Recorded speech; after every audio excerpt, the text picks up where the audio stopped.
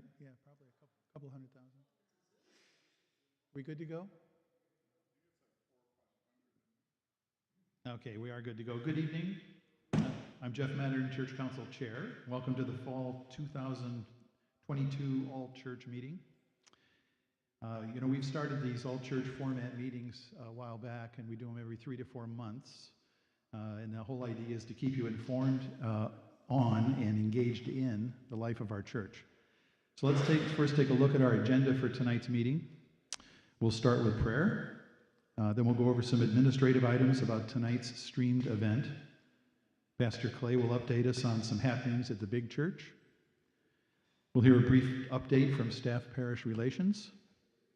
Pam will share some great news we have on technology updates. And Pastor Clay will share some thoughts on stewardship. And then lastly, our signature presentation tonight is an introduction to simple governance. So let's first be in a spirit of prayer. Gracious God, we gather here this evening in person and online. We pray for all of our church family and trust that all of our efforts to support this church and to be your disciples is a shared vision. Watch over us, open our hearts, focus our minds as we share in the gift of being part of your family. Amen. So again, welcome. First, I want to give a big shout out to Pam Pearson, who's worked tirelessly behind the scenes to make this streamed event possible. She and Steve Blake have figured out how to live stream this meeting much like we do at our early service each Sunday, complete with slides and given the opportunity to remotely ask questions to those who are online. So if you are with us online and you have a question, please send it via email to pam@lakeoswegoumc.org, and we'll do our best to address it before we close the meeting today. Of course, if you're here with us, we have a microphone in the front, and at the end of the meeting, you're more than welcome to come up and ask a question if you have one. We will have several slides accompanying the presentations tonight. Some are eye tests. So for those of you in the fourth row and the third row, you may not be able to see them, but we hope you can see them. We are going to be speaking to them, or in some cases, reading them. If you feel that you need to know what was on that slide at a later time, again, you can email Pam, and she can give you a link to that section of the presentation. So in terms of the church council business, there's no action items to be addressed at tonight's meeting. And I want to thank Ann for once again circulating the minutes and the reports from our committees. So with that, Pastor Clay is going to give us a big church update. I am. I was told I'm not supposed to turn around and look at the slides. No. I didn't print any out ahead of time. Uh-oh. I know. So we're going to do this by Braille. All right, so I will try to cover this briefly and hopefully talk about anything that you might be interested in. But if I miss something that you're intrigued by or have a question about, let me know. So you might remember that for the last 50 years, the United Methodist Church is having a fight at the denominational level. It's really been since we became the United Methodist Church. And it's primarily around issues of human sexuality, although it ties into questions around biblical interpretation and theology and all sorts of things like that. Feels like my mic is cutting in and out. Steve, the mic is cutting in and out. Can we go to the plan B?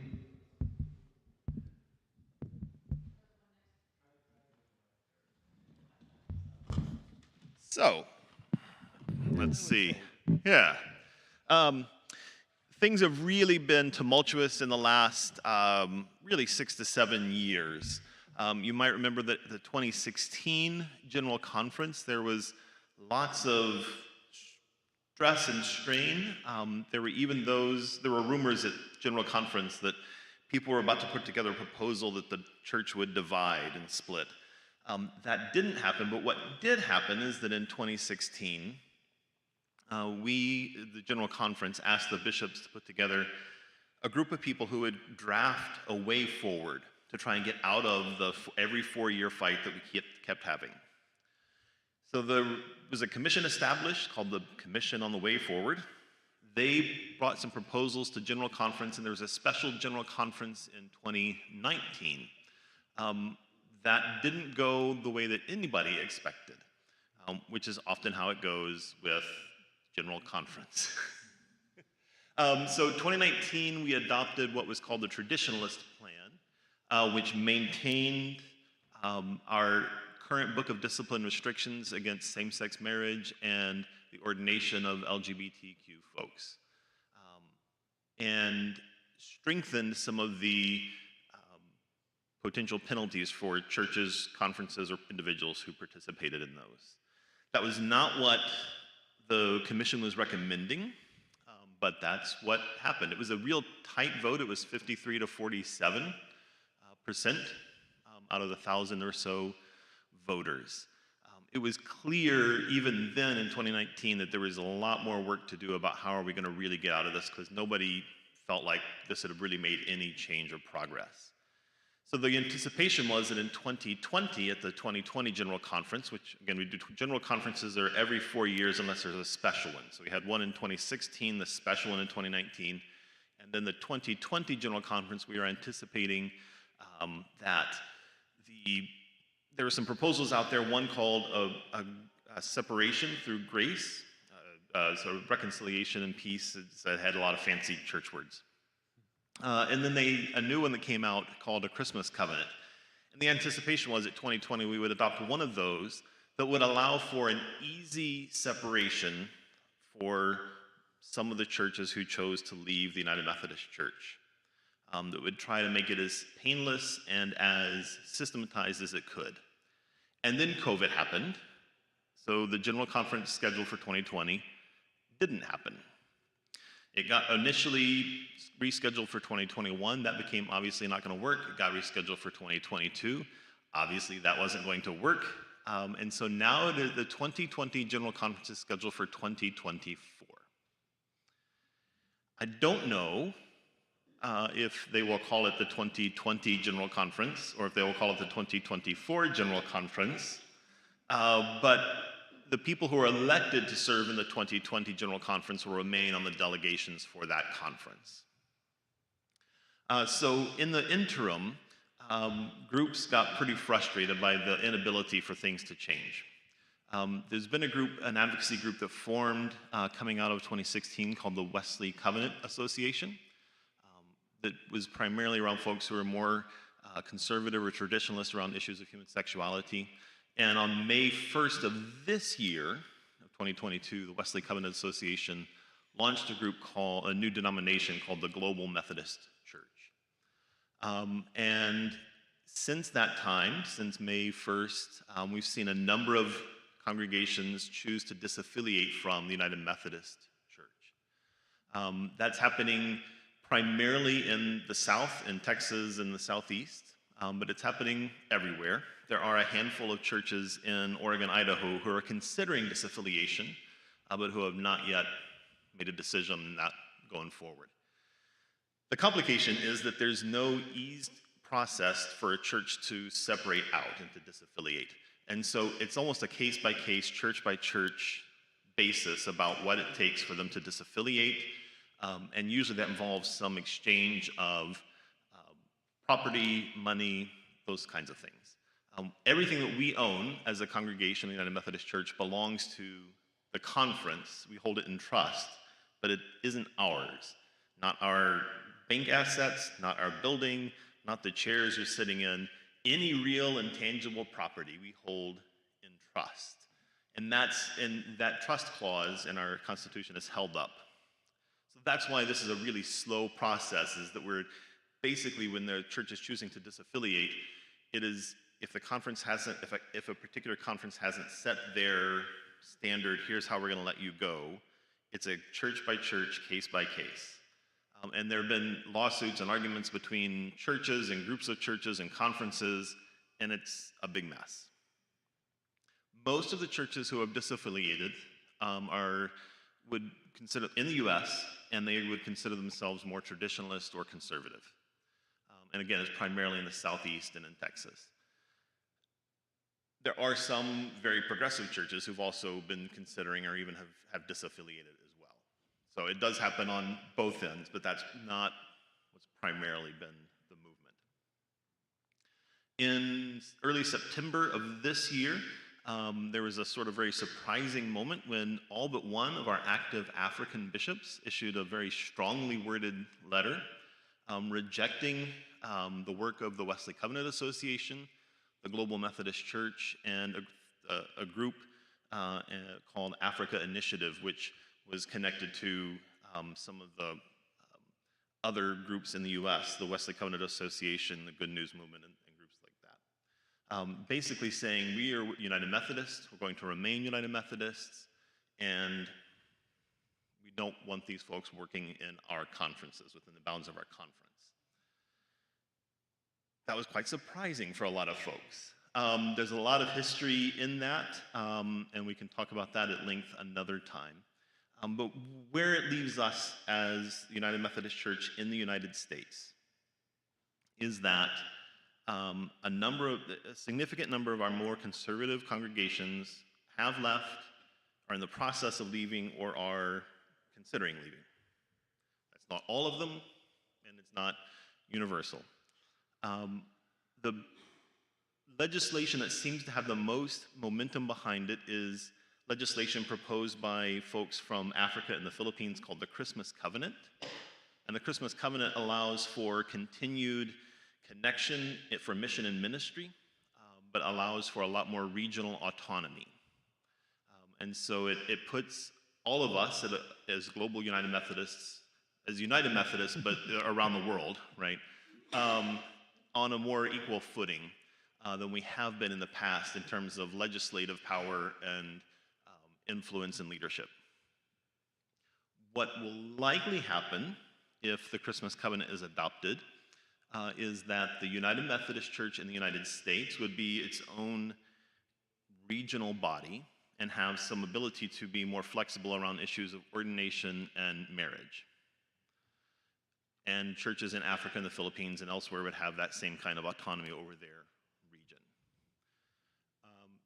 How that exactly plays out, we don't know yet, but I would anticipate that we'll see the United Methodist Church in the U.S. sort of move more towards center and progressive, and remain in partnership with churches in Africa, the Philippines, and the rest of the United Methodist Church around the world. There will be more things that we're not anticipating that happen between now and then. And none of this would happen, of course, and then no legislation would be adopted until 2024. So that's kind of the denominational level view. What we'll see probably over the next couple of years is more churches who choose to disaffiliate. We will see more working through what that looks like. And by the time we get to 2024, it's going to be a very different United Methodist Church than the one that we're in now. But it looks quite different than we would have anticipated even a year or two ago. So that's the big, giant, global United Methodist Church. For us in our Western jurisdiction, this November, so November of this year, we are having jurisdictional conferences. So within the U.S., there are a number of jurisdictions, and the jurisdiction's primary purpose is to elect and work through at the Episcopal bishop level.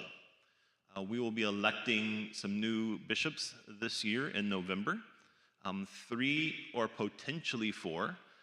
We have one bishop who is currently under suspension. This is public information, this is not secret news. She's been under suspension for quite a while, and nobody knows what's happening.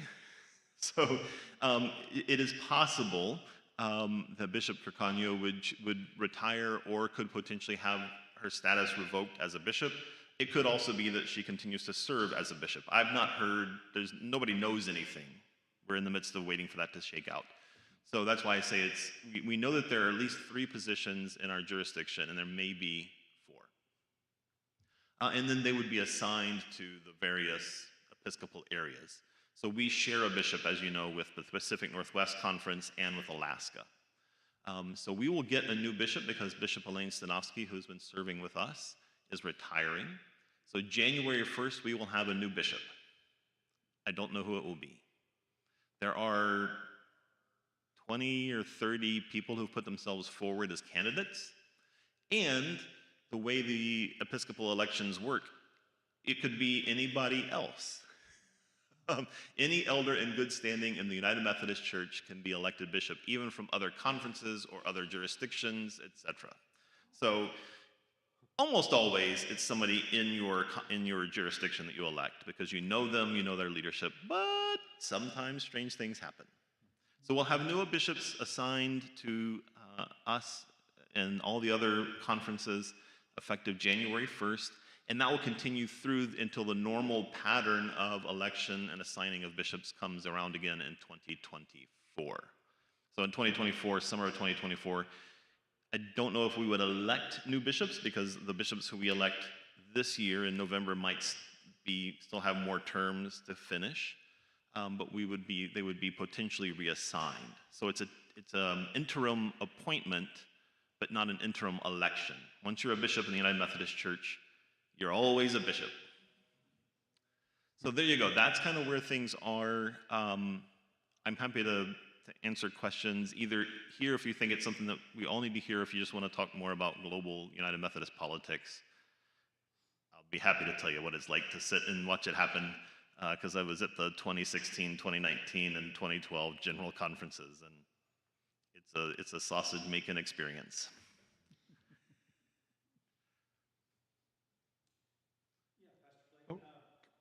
Wade, can you come to the microphone, please? Jeff, I've been asked if you could get closer to the microphone, and they have a hard time hearing you on that. Thank you.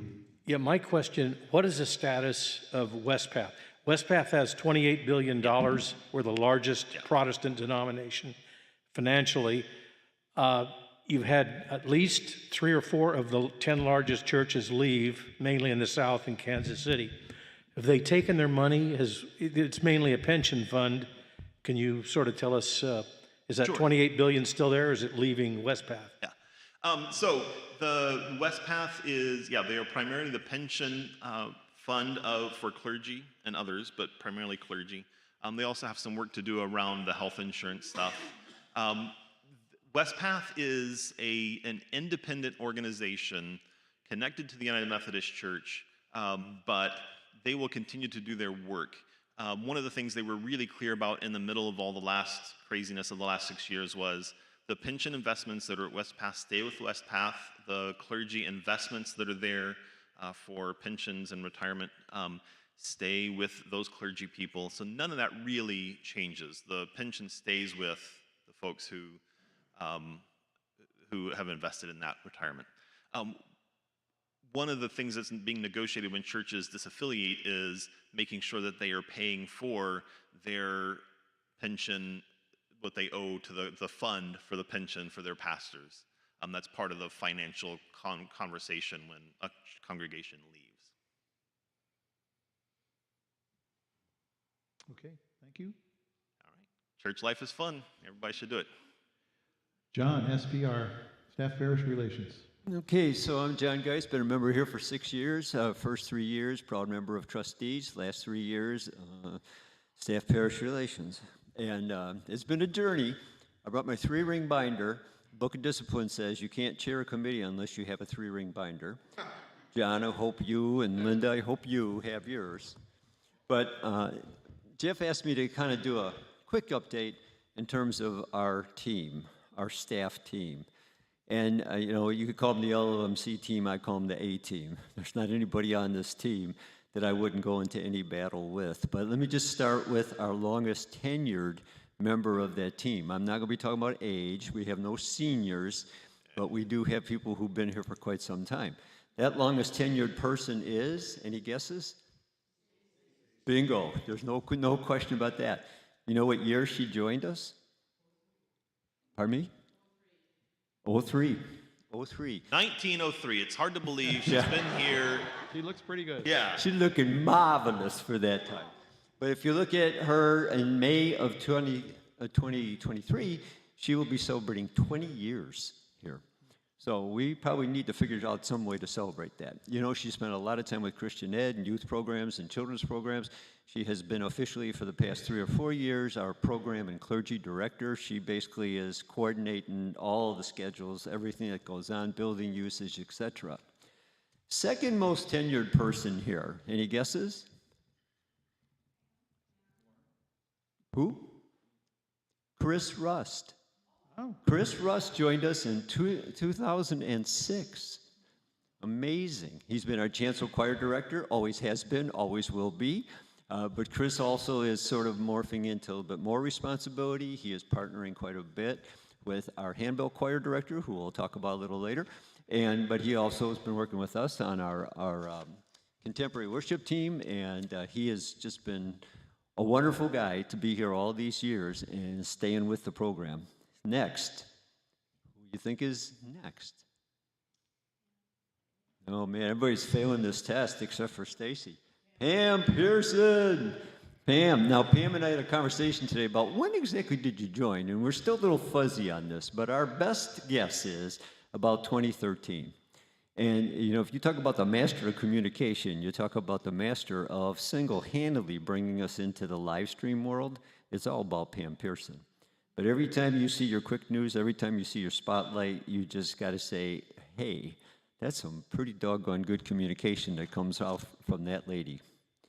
Next, Lauren Olson. Now, Lauren, he's an independent contractor, but he's part of the A-team. That's all it is. And we were conversating about this, and we're thinking about 2014-ish, somewhere in there, because Pam was on board, and Lauren came later. Now, you know, Lauren did a lot of landscaping on a volunteer basis for a lot of years, but he has been our paid custodian. He's our man. Those chairs you sit in have been lovingly placed by Lauren.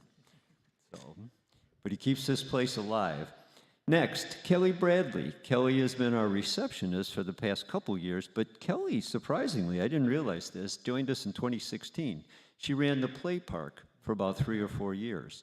And you'll hear a little bit later that we're still looking for somebody to replace Kelly and doing that work. Next up, Leanne Billstrom. Now we're getting to the shorter tenures now, because 2021 was sort of a big year for us in terms of finding more people, doing some changing in terms of who's doing what. Leanne Billstrom is our handbell choir director, and we're delighted that she would step into that position. Next up, Lori Stone. She also joined us in 2021. We needed a bookkeeper, and that was quite a journey to find somebody qualified to come in here and do this work. We had a stutter step, but we got past that stutter step, and now we have somebody that's in that chair and doing a wonderful job for us. Also, we move into 2022, we have a live stream person on a part-time basis by the name of Doug Fontaine. We had 2, but one of them went to school, so he's moving on to greener pastures. But Doug has been with us, and he keeps showing up, so I think we're going to have him for the long term, and that gives Pam at least a little sleep at night. Now, there's this fellow sitting next to me. Some of you might have already met him, but our new pastor, Clay, who has been here now, how many months now? About 104 days. Yeah, who's counting? Who's counting? Still on probation, so keep an eye on him. But we're moving right along, and we're blessed to have Clay. And the best part of this is that when you change over of pastors in a church, there's a lot of times that there's a lot of shuffling in terms of who they're going to bring in. But there's occasion where there's a pastor out there who says, I would like to look at this church. And that's what Clay did, and we are very, very happy that that happened. Now, I'm going to save the newest kid on the block to the next slide. Wait for it, wait for it. Tom Schuyler. Now, if some of you may remember that about 2 months ago, we had this masked organist come in, and everybody was saying, who is that man? And we couldn't identify him at the time because he was working at another church, and he said, don't put my name in the bulletin, don't do anything. And we went, just a step away from actually masking him. But he came on board. He's now our organist and our accompanist. We're delighted to have him. Many of you probably know we have searched for a music director. We have searched for months at running ads, but we also did more networking for that position than any other position that we've had in this church, and found no qualified candidate to come in here to be the music director. So we march forward now with a new structure. But we have Chris kind of doing some additional duties. Chris usually took the summer off. He'll no longer be taking the summer off. We have Leanne Billstrom that's going to be continuing to direct that handbell choir. And we have an organist and accompanist to help round things out. But we do not have an official music director, and we will try to piece things together. For our contemporary worship, Jeff, he steps up. He and I kind of collaborate on a bunch of things, and we're hopeful that we'll keep the drive alive in that respect. Now, the work's never done with SPR. The final thing I want to share, if we go to that slide, I know I'm not supposed to look, but I'm kind of sideways so I can look. You probably all know we put this in the quick news every week. We have made formal announcements. I know that when Dana was given her sermon, I asked her to say, look, if somebody has a pulse, we'll take them for these positions. She said, I think we should have a little higher qualification than that. But we need people in these 3 slots, and we don't have any current candidates. We had a couple people raise their hands, said they were interested. They all bombed. They were not the right people. So that call is still out there. We're wide open with any idea in terms of how to bring somebody into any one of these positions. But we don't have a nursery care worker right now, so we can't offer nursery to people coming to church on Sunday. That's tough not to have a nursery. We don't have a youth director, or youth group workers. We've got Stacy can do a lot of the admin, but she's not going to be there anymore on Sunday night. So we need people there to be doing that. That's been tough, and we can't open Play Park because we don't have anybody to run Play Park. So please. Talk to your neighbors. You run into somebody at Safeway, say, hey, do you know how to run a play park? Whatever it takes. If we could just get somebody in the door on any one of these 3 positions, that would be wonderful. Any questions for me? Do you know how to run Play Park? I would terrorize every parent that would ever be in here. No, we don't want to go there. Okay, thanks, John. Pam's going to come up and give us an update on technology. And I think she's going to be running these slides from a little hand. Is it going to work? Well, there you go with technology. Connect with my phone, of course. Hi. So when I talk about technology at LOUMC, I have to say, we've come a long way, baby. In 2018, our sermons were recorded on this. A volunteer would sit, turn it on, put it gingerly on a little hymnal or something next to them, and try not to cough. In 2019, we started recording the sermons with the phone. We had a lot of dreams about updates, cameras, sound, video. We knew that there was going to be some money coming because of the Wagant bequest. And so proposals were made about updating some equipment and sound and cameras and all of that. And then in 2020, the pandemic hit. And our lives were changed. We began pre-recording our services and posting them to Facebook. And we purchased quite a bit of equipment for the musicians to be able to record music. And we did it that way for a while. We got a digital keyboard, we got a new digital soundboard, and during that time, Steve was working on our soundboard. That's 2020. That was Parking Lot Church. I forgot to mention Parking Lot Church in 2021. And then while we were out of the church, Steve was working on our beautiful sound desk that's back there. And we were getting prepared and having our equipment installed in the fellowship hall, getting ready to be back in the building. So we purchased 2 PTZ cameras What PTZ means pan, tilt, zoom. They're built in, they're run remotely so that they're nice and still. We have a camcorder that we used in the parking lot. For our parking lot church, we can use that as a third camera if we need it. And we went on from there. We got some lighting, some subwoofers, updated microphones, electronic drums, and a new computer for streaming. So we've come a long way. And our future is bright because we want to do the same thing in the sanctuary. The technology team has been working on a similar package. We've been talking to our installers, and hopefully they will be coming in the next month or so, and they'll be putting in some PTZ cameras. Steve is going to build us a new sound desk for the rear of the sanctuary, and it will be back in the back right corner when you're looking towards the back. And we may have to take out a couple of pews in order to do it, but you see what beautiful work he does. We will have updated microphone hookups, new mics, so that we can mic the choir and the handbells when we're live streaming, because everything has to be mic'd to go into the live stream. And we will have a new listening assist system like we have in here. I think it'll be even more well used in the sanctuary than it is here. Possibly some updated lighting onto the pulpit area to help the cameras so that they can focus better. And down the line, there could be more updates, but we're taking things in steps. And this is the first part.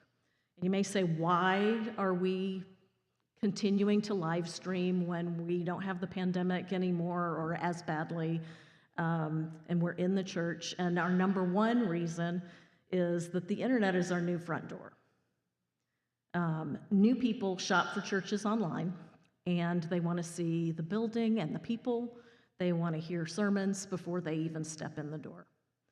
Number two, it's a ministry to our shut-ins and to our members who are traveling. People are able to have a connection with the church when they can't be there. We know that people are watching from other states and even from other countries. And the third is our community. And if you read the Spotlight today, or the Quick News today, I'm sorry, you know that we had a big event here this weekend. They didn't actually use our live streaming, but the fact that we have the live stream capabilities makes us more accessible and more interesting attractive to community groups that have an interest in renting the building. So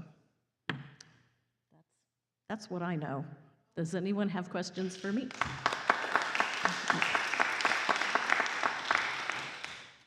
Kathy, you want to? Can you come to the mic so people can hear you?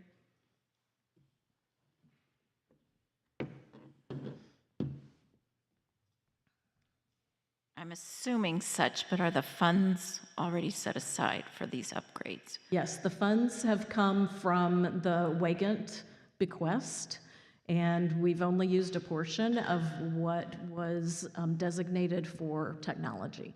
So the funds have been set aside for this. And that was part of what held us back before, that we didn't have the funding when we were dreaming about it. And then the pandemic hit right as we got our funding.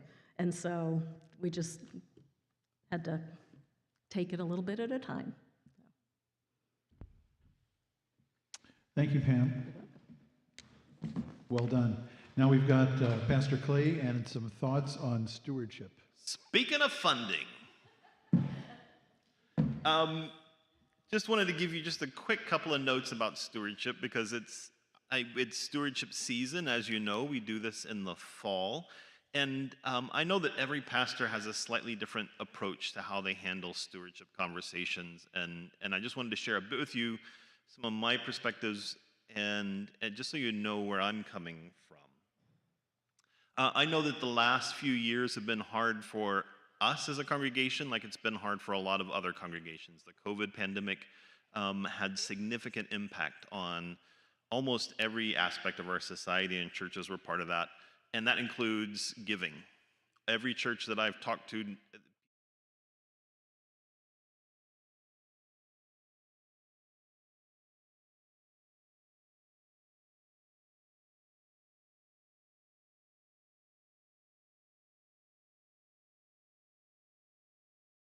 seeing and experiencing in terms of giving and patterns of giving were trends that were already happening before the COVID pandemic. And COVID really just accelerated a lot of those trends. Churches were already struggling with talking about finances and giving, and how do we support the life and ministry that we're called to support. So this is nothing new. I don't think that I've ever been to a training event or a clergy gathering where we talk about what are we going to do with all this extra money that we keep coming up with every year, right? It is always a struggle, and the last few years have been more so. Financial support is changing and is going to change significantly over the coming years. There are lots more books now that are less, in terms of financing ministry, that are focused more on how do you find new and different revenue streams for financing ministry, and not how do you beg your people for money one more time. That's not to say that we're not going to ask you to share and give sacrificially. That's part of the Christian faith. But we also know that there are other ways to fund and support ministry that are more collaborative with the community, and sort of more creative than just standing up there going, okay, guys, we really need, okay? So we're going to see a lot of changes, and those new ways of creating revenue from ministry, or finding support for ministry, are different in every congregation. There's no one magic thing that everybody says, here's how you do it, and it works for everybody, because it's about your situation, it's about your community, it's about your congregation. We will be having a stewardship or pledge campaign. What do we call it here? Which one do we call it? Stewardship campaign? Okay, I meant to ask Peter that this morning because we had a meeting. Yeah, so our stewardship campaign is going to happen. There's going to be 2 Sundays in November that are designated Stewardship Sundays. It's the 2 Sundays between All Saints Sunday, which is November 6th, and then the start of Advent, which is November 27th. So we're the 2 Sundays in between. It will look a lot like what you've experienced in the past in terms of information packet that comes out, conversations, and a worship theme around stewardship, and an invitation to sort of give to the life and ministry of LOUMC. But going forward, we're going to talk about what new models we might explore also for talking about our own stewardship, including not just waiting until November to talk about stewardship. Scripture is really clear that financial stewardship and generosity are a pretty good measure of faithfulness. I said this in a sermon a couple of weeks ago, that the Bible talks about money more than just about anything else, because how we live and use our resources says something about what we truly believe. There is good news, right? Like, this is not, we are coming into what looks to be a pretty decent end of the year financially. We are not going to end up digging ourselves into a big hole. And that means that we get to build on level ground rather than building in a hole. And it's a lot easier to do that work starting at level ground. So there's good news in terms of where we are this year financially. Your support has helped us avoid some of the more catastrophic potentials of what it could look like at the end of 2022. We're not going to look like that. We're not going to have to take any money or very much money from the Wygant bequest or from other sources like that. So thank you for your support and generosity in making that happen. Don't stop giving. This doesn't mean we're not home free, but your generosity is really showing up, and I appreciate that. I really believe that when you can connect stewardship with the vision of and work of the church, the resources are there. I don't think that God gives us a vision or a dream for the church and then says, but you guys figure out the funding. I really believe that when we find the right visions and the right mission for our congregation, people respond to that and the funding is available. I don't think God calls us to do something that we don't have the resources for.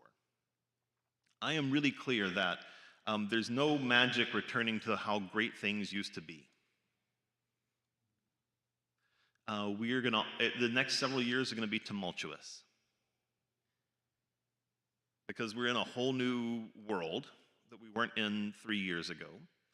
And we can either be in a tumultuous time that is growing and helping us create new opportunities for life and ministry in the future, or we can be in a tumultuous time that leads us into being a congregation that is hanging on and disconnected from the community. So there's no vision that I see, or no future I see, in which there's not a struggle. It's just, what are we struggling for? I'd much rather go through the difficult times of figuring out the new views and the new opportunities before us than to just sort of slide into the end of things. So that's where I'm coming from. Just a couple of last notes. I've said this before, that financial stewardship is a spiritual discipline, that we're going to practice generosity and learn generosity. You're already generous people, but it's good to always be provoking one another to good deeds, right? To grow in our generosity by practicing generosity. That's how you learn to be more generous and faithful. And when I think about financial stewardship, it is not just about giving money to the church, but rather, how do you use all of your resources, not just your finances, but your time, your life, your energy, your experience, and not just on Sunday mornings, but how do you share who you are and what you've been given by God with our congregation, certainly, but also with the world around us and in our community. So we're going to talk about money in church. We've already talked about money in church a couple of weeks in a row, so we're going to talk about money in church. My commitment to you is that I will always try to be as honest as I can about that, and to not shame anybody about their giving, and that we're going to be able to laugh about this stuff. And there's going to be there is real joy in generous stewardship. And I think you probably know a lot of that already, and we're going to keep discovering what good new things God has for us in the future. So, Amen. Any questions on stewardship? Okay, we're going to move into the kind of the signature presentation for this evening. Simple governance. I put a slide up that says topics, so we're going to cover kind of 5 areas first. First, a couple of questions under the what if category. We'll talk about what is simple governance. We'll talk about what our church has done in terms of studying simple governance and the progress, or you could say the lack thereof, so far. Why and when simple governance. And then finally, we have a testimonial from a practitioner. This is pretty cool. So some what if questions. What if we could free up energy to better focus on the work of the church? What if we could spend more time on mission and less time in meetings? come on, Jesus. What if we could more effectively govern our church and with fewer elected positions? Well, welcome to Simple Governance. Simple governance is a structure designed to ensure that there is focus on the mission of the church. In contrast to the historical top-down structure of church council and numerous committees and subcommittees, Simple Governance model utilizes a smaller church council with key leaders and frees up our members, who are disciples, to focus on ministry. The Methodist Book of Discipline requires that 3 areas be represented in any management structure: trustees, finance, and staff parish relations. Our church council under Simple Governance would have 1 or more representatives from each of these 3 areas to ensure appropriate oversight. This form of governance has been under study and review by our church since 2016 and has been recommended by our district superintendent, Tim Overton Harris. Today, our church council design consists of the following. So this is how we're built today. Chairperson, that's me. Co-chairperson, that position is open at the moment. So these positions are not necessarily all filled at the moment, but these are how it's designed. So chairperson, co-chairperson, secretary, 2 co-lay leaders, 2 lay leaders to annual conference. Oh, there's more. Finance chair, treasurer, staff parish relations chair, trustee chair, 2 worship co-chairs. Oh, there's more. Outreach chair, education chair, membership connection chair, United Methodist Men chair, United Women of Faith chair, and last but not least, a member at large. That's our church council today. many of whom are in this room. But that's the structure that we have. So let's talk about what our church has done to study simple governance and the progress that we've made. A small group studied the simple governance structure back in 2016 as part of the District Church Leadership Development Program. 5 churches participated in sessions led by Stephen Ross, who's the author of the book Simple Governance. Dan Wilson-Fay, Wade Mosby, Jeannie Mattern, Mark Brunell, Dennis Sizemore, and Connolly Woody completed that program. With the pastoral change, however, coming in mid-2016, and our interim Presbyterian pastor with us through mid-2017, no progress was undertaken. Further work continued under Pastor Michelle's ministry here and was taken up in earnest by this church council in 2020. The Stephen Ross book was studied by the full church council, and a subgroup conducted interviews with 3 Methodist churches who had previously adopted simple governance.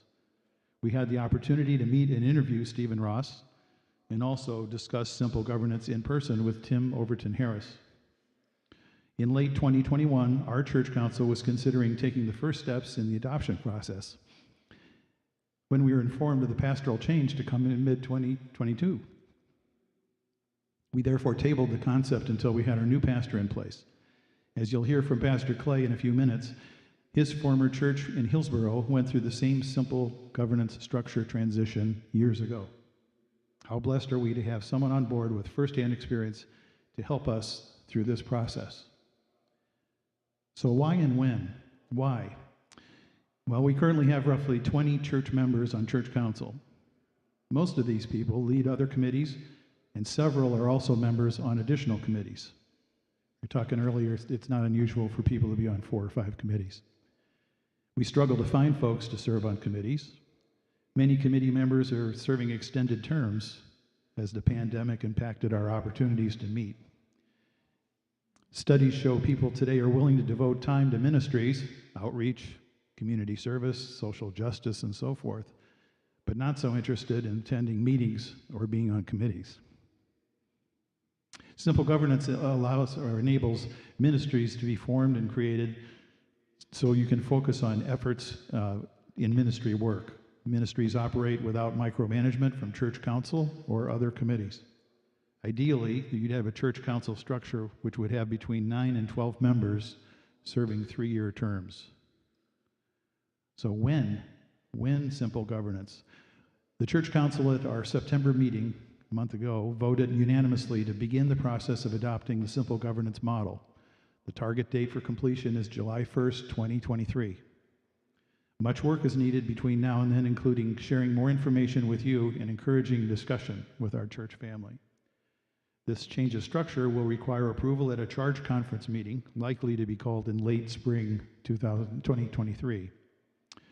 Our nominations committee will work with Pastor Clay to identify those church members best positioned to fill the various roles of the new church council.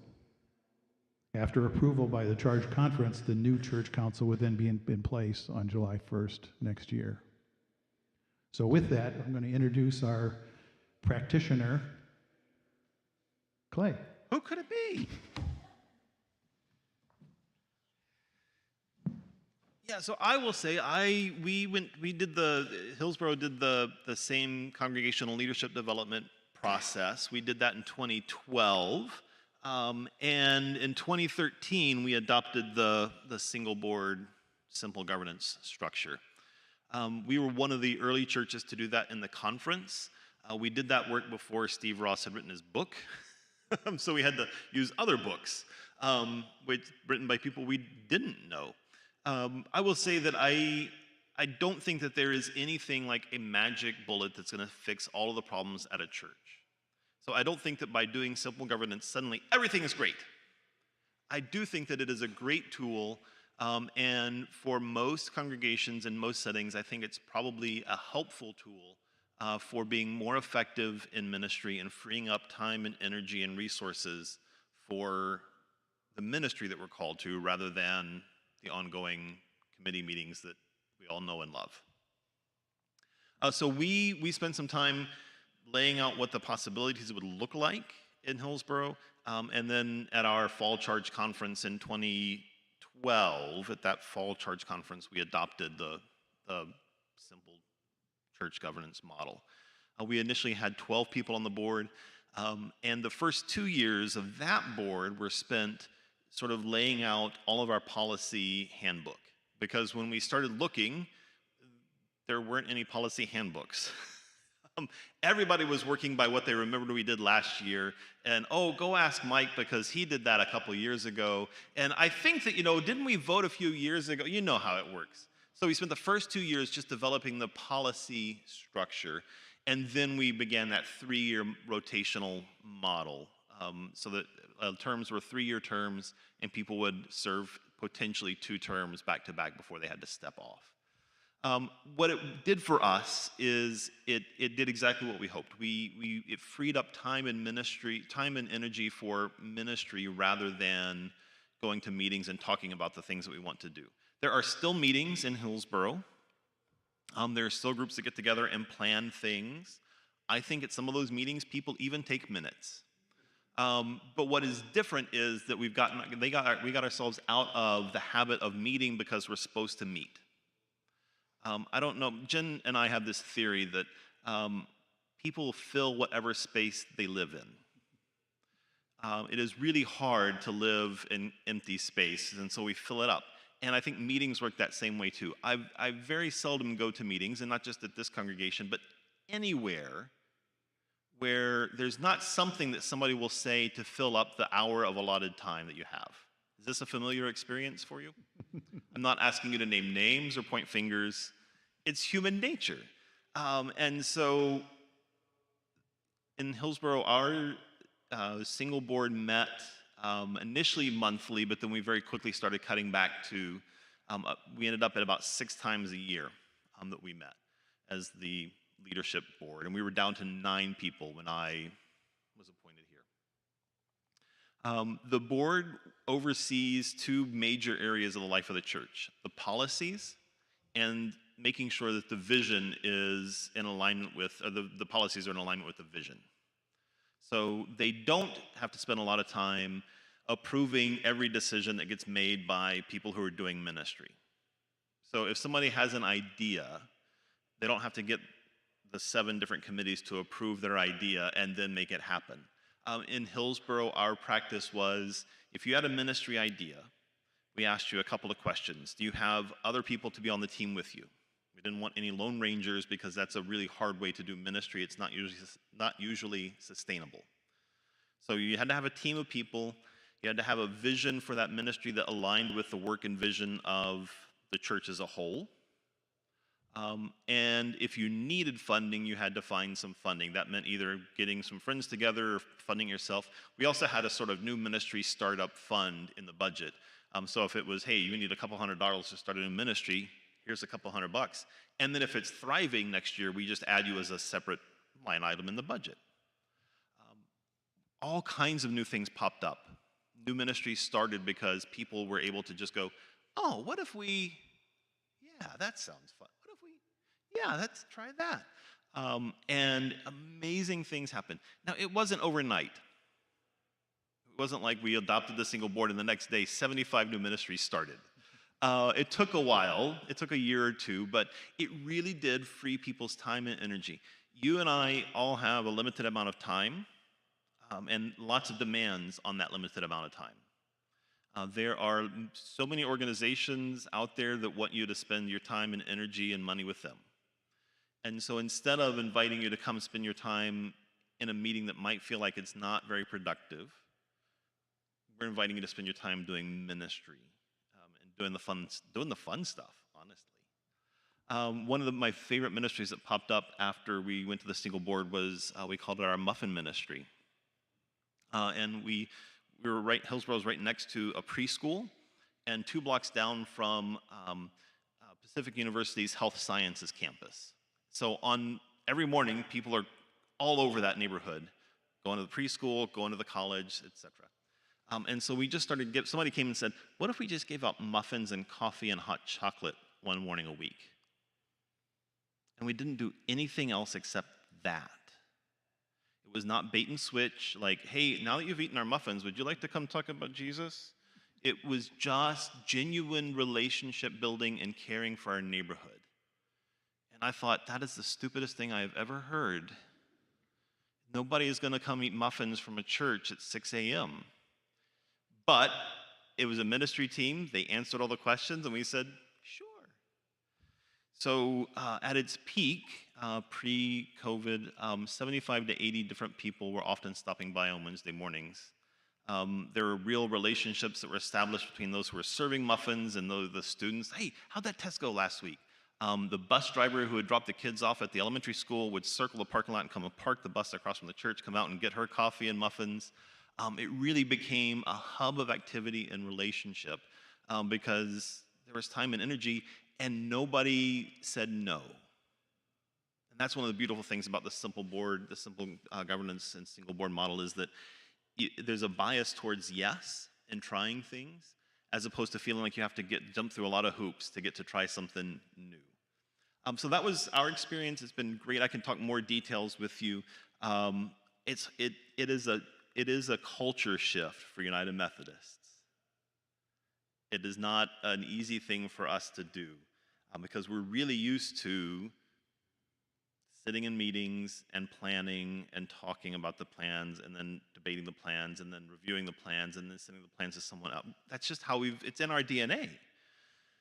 So it takes a while for us to get used to this. It is a culture shift, but I think it's one worth making because I think it really does help us live more faithfully the kind of life and work that we're called to do. So I'm happy to answer questions about our experience. I will tell you, Jeff and I have talked about kind of the timeline, and we're going to have several more opportunities for sort of all church meetings and town hall kinds of meetings and conversation, as well as printed material, so you can see this. We don't want to spring this on you and be like, okay, now what do you think? Let's vote. We're not going to make that decision until we've had 6 months to really process and talk through this, because it's important that everybody be on board with this, because if we say we're going to have a single board, but the rest of the church doesn't like that idea, it's not going to work. So it's really got to be a congregational decision to pursue this.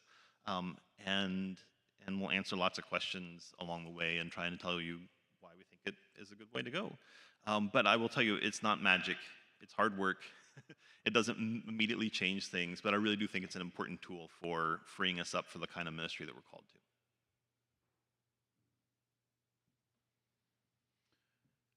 As Clay said, we're going to have many more opportunities to talk about simple governance. You're going to get a lot more information on it and be part of that process as we move down that road. Jeannie, were there any questions that came in online? Okay, no questions from online. Any other questions from our group? Well, believe it or not, we were able to manage this meeting to under an hour, which is kind of always my goal. However, we will close with opening prayer or closing prayer. Now, I always try to do this randomly, and we're going to pick one of you out of the audience to say the closing prayer. So I think I'm going to choose someone from this side of the room. John, would you close us in prayer? I'd be honored. Our Heavenly Father, we thank you for the time that we've spent together. We thank you for this wonderful congregation and their commitment to seeing men, women, boys, and girls come to know you and to grow disciples through your love. Be with us so that we will do what you want us to do, and we will be part of your vision and everything we do to your glory. In your Son's name, amen. Thank you, everybody. Good night.